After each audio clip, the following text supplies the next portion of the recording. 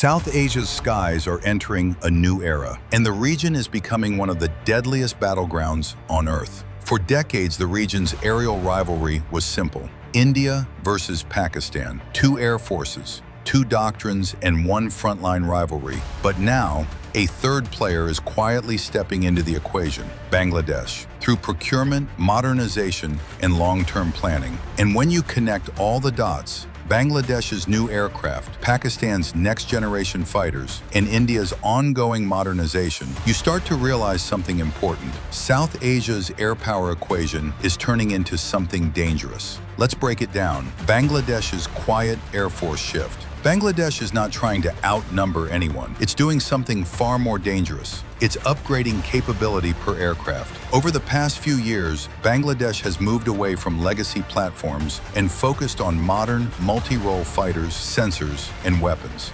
Bangladesh's most important move is its growing interest in modern Western and Chinese platforms, including advanced 4+ generation fighters equipped with AESA Radar, modern beyond visual range missiles, and networked air defense systems. Reports indicate Bangladesh has explored platforms like the Eurofighter Typhoon, evaluated JF-17 Block 3, and continued upgrades to its existing fleet with modern avionics and weapons. This isn't about prestige, it's about airspace denial, defensive depth, and regional relevance. And here's why that matters: why Bangladesh doesn't need to beat India or Pakistan.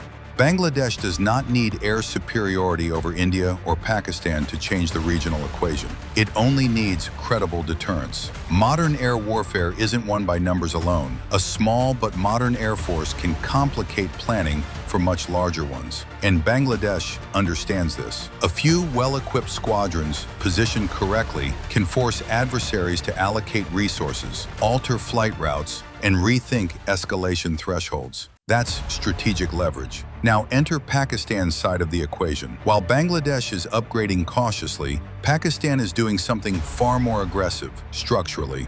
Pakistan is not just buying aircraft, it's rebuilding its entire air power architecture. Right now, Pakistan is operating JF-17 Block 3 with AESA Radar, J-10CE with long-range PL-15 missiles, modern electronic warfare, and data link integration. But that's just the present. The future is where things get serious. Pakistan is preparing for J-35 stealth fighter induction, PFX, Pakistan's next-generation fighter program, indigenous avionics, sensors, and possibly engines, and recently a major F-16 upgrade package approved by the United States worth about $686 million that will modernize its existing fleet of roughly 80+ F-16 and keep them combat-ready into the 2040s. F-16 upgrade will let its jets act faster and smarter in real battles. Each plane can now share real-time information with other jets and command centers, track enemies at longer ranges, and launch missiles more accurately.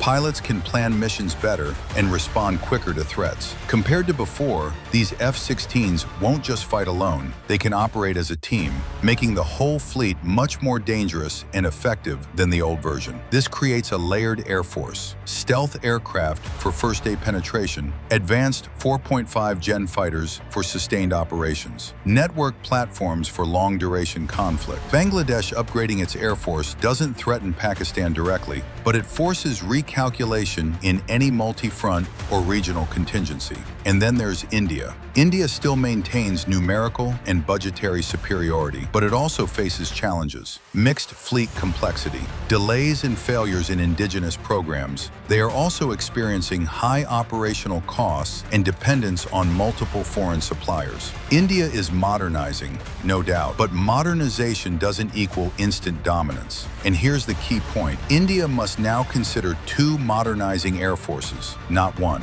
Even if Bangladesh remains defensive in posture, its upgrades stretch India's strategic bandwidth. That alone matters. The Chinese defense factor ties everything together. There's one common thread across all three air forces: China. Pakistan is integrating Chinese fighters, missiles, and sensors. Bangladesh is evaluating Chinese platforms in air defense. India is building doctrine around countering Chinese origin systems. This means South Asia is slowly converging towards similar generation technologies, even if deployed differently, which increases one thing dramatically: uncertainty. and uncertainty is the most powerful weapon in deterrence. So can Bangladesh really challenge India and Pakistan? Not in the traditional sense, but Bangladesh can complicate their planning and they can raise the cost of escalation. They can also force attention, resources, and restraint, and that's exactly what a smart Air Force aims to do. Final thought, Bangladesh isn't racing for dominance. Pakistan is racing for autonomy and future readiness. India is racing to maintain strategic balance. 3 different goals, 3 different paths, one increasingly complex air power chessboard, and the next decade will decide who planned correctly. Subscribe for more deep dive defense analysis. This story is only getting started.